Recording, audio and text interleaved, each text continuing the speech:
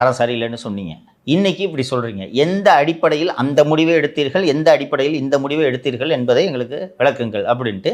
இந்த கடித போக்குவரத்து ஒரு 10 நாள் ஆகும். 10 நாள் என்ட்ரிகா பிராண்டை கொள்முதல் பண்ணாமல் இருங்க.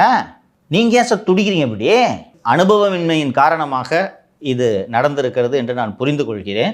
உரிய விளக்கத்தை தமிழக அரசு மக்களுக்கு கொடுக்க வேண்டும். எந்த அமைச்சகத்தோடையும் சார் பயங்கர ஸ்ட்ரெஸ்ஃபுல்லான அமைச்சகம்னா இது டாஸ்மாக் நிர்வாகமாக தான் இருக்கும்னு நினைக்கிறேன். திரு விக்னேஷ் அவர்கள் ஏற்கனவே மன உளைச்சலில் இருந்தாருன்ற நியூஸ் எல்லாம் வந்துச்சு.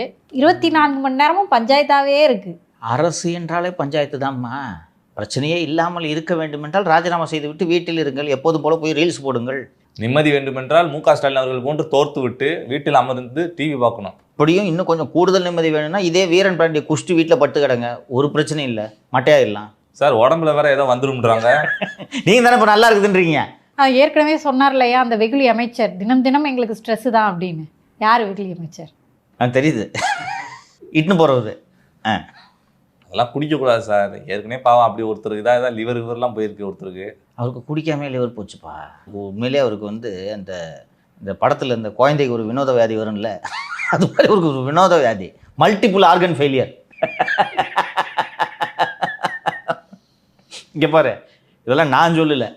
ஏர்போர்ட் வந்து யார் சொன்னது? அவர் தான் சார். அப்புறம் சார் அதுக்கு மல்டிபிள் ஃபெயிலியர் தான் சார். எப்பா 2-3 ஆர்கன் சொன்னார்ல, அப்படி பரவிச்சு. சார் இணைந்து வாரீர், இயற்கை காப்போம் வாரீர். அண்ணாமலை அவர்களோட போகணுமா சார்? போ சார். சுற்றுச்சூழல் பேரணி நடத்த போறாரா சார்? போய் கலந்துக்கிட்டு வா. வேணான்றேன். இணைந்து வாரின்றாரே, போவீங்களா?